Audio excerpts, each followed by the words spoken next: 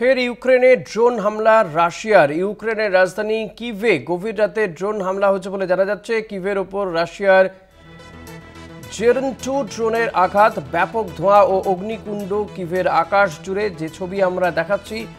ফের ইউক্রেনে হামলা রাশিয়ার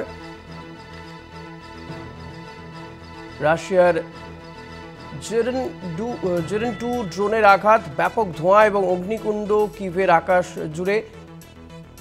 ইউক্রেনের রাজধানী কিভে হামলা রাশিয়ার ড্রোনের, ব্যাপক ধোঁয়া এবং অগ্নিকুণ্ড দেখা যাচ্ছে।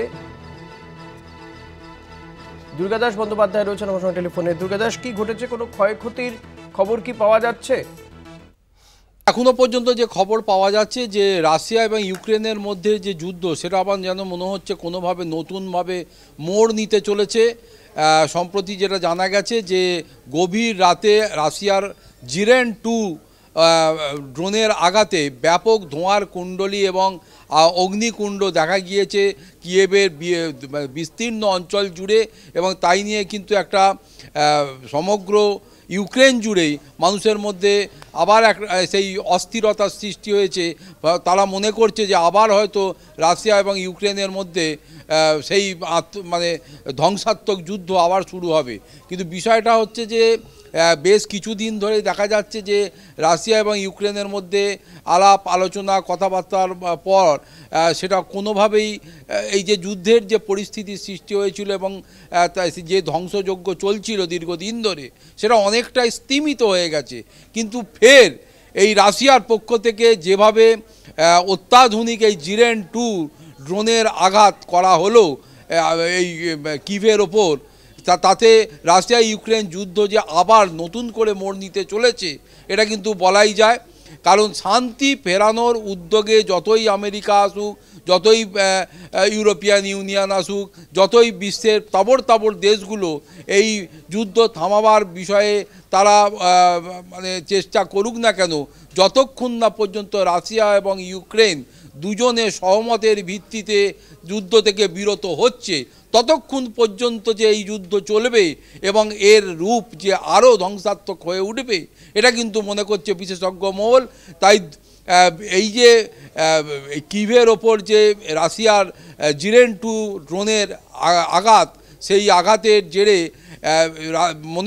যেটা খবর পাওয়া গিয়েছে যে কিভে যে বড় সেনাবাহিনীর যে সেনা ছাউনি রয়েছে তার খুব গা ঘেঁষেই এই ড্রোনটি আঘাত করতে সমর্থ হয়েছে এবং ব্যাপক ক্ষয়ক্ষতিরও খবর পাওয়া গেছে।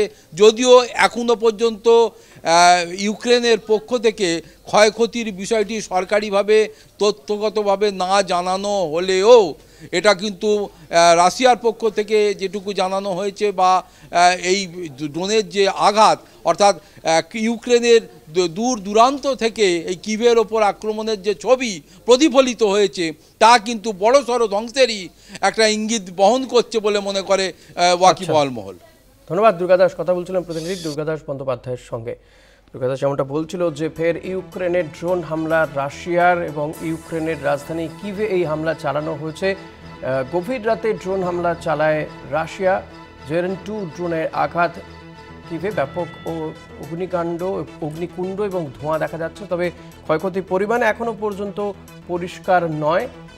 আরেকটু সময় গেলে হয়তো বোঝা যাবে যে এই ক্ষয়ক্ষতি ঠিক কোন পর্যায়ে পৌঁছতে পারে। ইউক্রেন রাশিয়ার যুদ্ধ থামানোর জন্য গত কয়েকদিন ধরে মার্কিন প্রেসিডেন্ট ডোনাল্ড ট্রাম্প তিনি একের পর এক বৈঠক করে চলেছেন, কিন্তু সেই বৈঠকে এখনও পর্যন্ত কোনো সমাধান সূত্র বেরিয়ে আসেনি। কিন্তু এরই মাঝে আবারও হামলা, ইউক্রেনে রাশিয়ান ড্রোনের হামলা, ব্যাপক আকার ধারণ করেছে এই হামলা। ইউক্রেনের রাজধানী শহর কিভে এই হামলা চালানো হয়েছে।